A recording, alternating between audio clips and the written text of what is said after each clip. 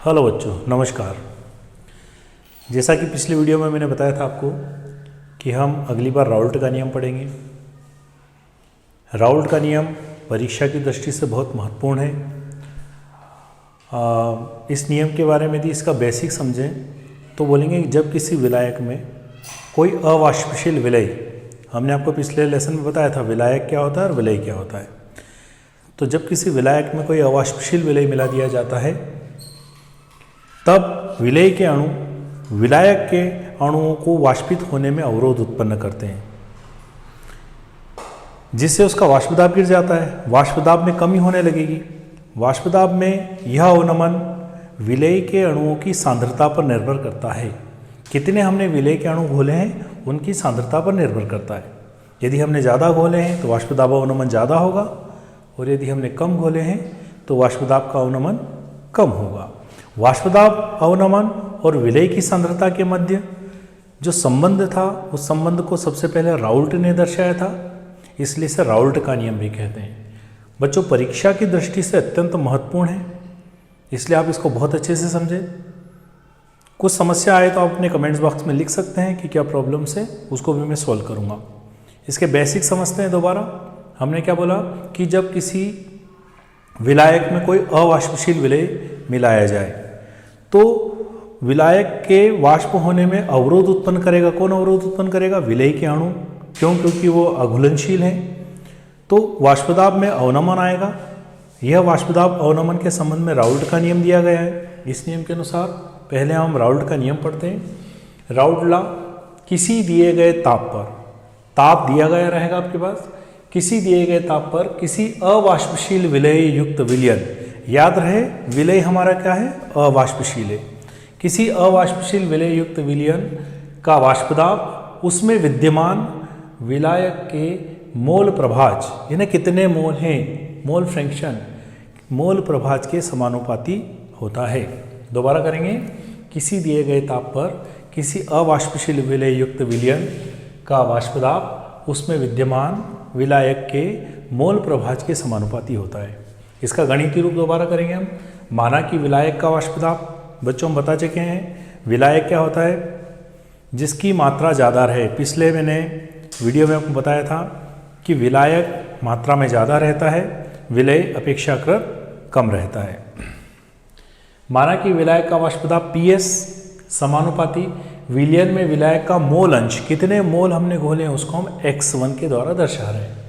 क्या इक्वेशन बनेगी? PS समानुपाती x1, समानुपाती का चिन्ह हटाएंगे, P0 हो जाएगा।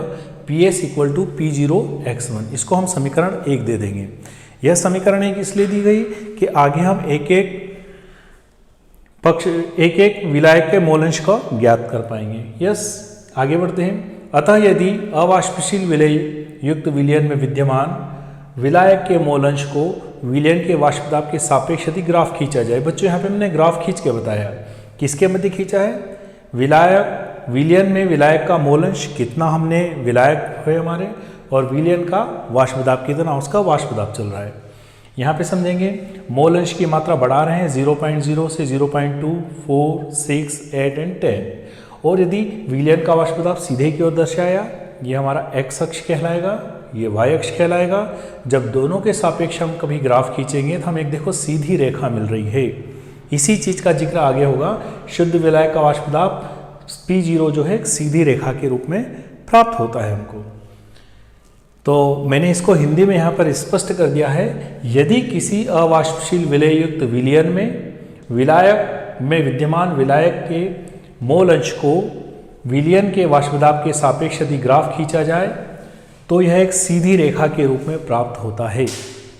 बच्चों हम पहले ही बता चुके हैं, सीधी रेखा, सीधी रेखा के रूप में ग्राफ प्राप्त होता है। ये IIT और नेट के लिए मेन फैक्ट्स हैं। यहाँ पे आपको पूछा जा सकता ग्राफ कैसा मिलेगा, सीधी रेखा, कर्व के रूप में। हमारा उत्तर सीधी रेखा ही होना चाहिए। अर्थात जैसे जैसे विलायक का मोल अंश बढ़ता जाएगा विलयन का वाष्पदाब भी बढ़ता जाएगा। जैसे देखो हम विलायक के मोल अंश की वृद्धि कर रहे हैं तो दाब भी हमारा क्या जा रहा है? बढ़ता जा रहा है। जैसे जैसे बढ़ता जा रहा था हमें अलग अलग पॉइंट्स मिलेंगे और हमको एक सीधी रेखा प्राप्त हो जाएगी। यस, हम आगे बढ़ते हैं। वाष्प दाब का अपेक्षित अवनमन। अब अपेक्षित यानी क्रम दर क्रम कम होना अपेक्षित अवनमन कहलाता है। जैसे यदि एक विलयन में विलेय के N1 मोल विलायक के N2 मोल में विलय हैं। N1 मोल है, कौन है? हमारा विलेय, और N2 क्या कहला जाएगा? विलायक। N1 और N2 को जब मिला दोगे तब क्या बन जाएगा? विलयन बन जाएगा। तो विलेय के हमारे N1 मोल हैं और विलायक के N2 मोल, दोनों विलेय हैं, घुले हुए हैं। तब विलयन में विलायक का मोलंश, विलायक का मोलंश क्या कहला जाएगा? x1 equal to N2 upon N1 plus N2। ठीक है, इस समीकरण को समीकरण 1 में रखने पर, समीकरण 1 कहाँ पे थी बच्चों? यहाँ पे थी। कहाँ पे रखेंगे हम? x1 की पोजीशन पे रखेंगे। हमने रखा PS equal to P0 equal to PS upon P0 equal to N2 upon N1 धन N2। ठीक है, इस समीकरण को आगे बढ़ाने के लिए हम क्या करेंगे? दोनों पक्षों में एक एक घटाने पर, अर्थात LHS में भी हम एक घटाएंगे और RHS में जो है हमारे पास उसमें भी एक घटाएंगे। तो 1 minus PS upon P0 equal to 1 minus N2 upon N1 plus N2। आप अच्छे से जानते हो इसको LCM के द्वारा अपन कैसे लिख सकते हैं? P0 minus PS upon P0। Yes, P0 आ जाएगा minus PS upon P0। Same S condition यहाँ पे भी हो जाएगी। क्या आ जाएगा? N1 upon N1 plus N2। ये आपकी सिचुएशन प्राप्त होती है। यहाँ पर किस चीज को क्या बोला जा रहा है? P0 minus PS। बच्चों कौन सा है? P0 minus PS। इसको बोलेंगे वाष्प दाब का अवनमन। ध्यान रखिए, अवनमन बोला है, अपेक्षित नहीं बोला है। जहां बटा आ जाएगा वहां में शब्द यूज करना अपेक्षित अवनमन। नेक्स्ट कंडीशन, अब इस पूरे को हम क्या बोलेंगे? P0 minus PS upon P0। Yes, ये है हमारा। इसे क्या बोलेंगे? वाष्प दाब का अपेक्षित अवनमन। अपेक्षित सब इसलिए यूज किया गया है क्योंकि यहाँ बटे हैं, यहाँ तुलना की जा रही है, यहाँ एक चीज दूसरी चीज को कम करने का प्रयास करें, इसलिए शब्द आएगा अपेक्षित। एंड सेकेंड कंडीशन है N1 upon N1 plus N2। क्या? विलायक में विलय का मोलंश, कितना विलायक था उसमें कितना विलय घोल रहे हैं, ये उसका मोलंश कहलाता है। तो जनरली अभी आपको यहाँ तक के लिए बोलेंगे अपन, यदि इसको पूरे राउल्ट्स के नियम के अनुसार बोलेंगे तो अपन क्या बोल सकते हैं कि किसी विलयन में अवाष्पशील विलय मिलाने पर वाष्प दाब का अपेक्षित अवनमन, ये वाष्प दाब का अपेक्षित अवनमन विलायक में विलय के मोल अंश के बराबर होता है।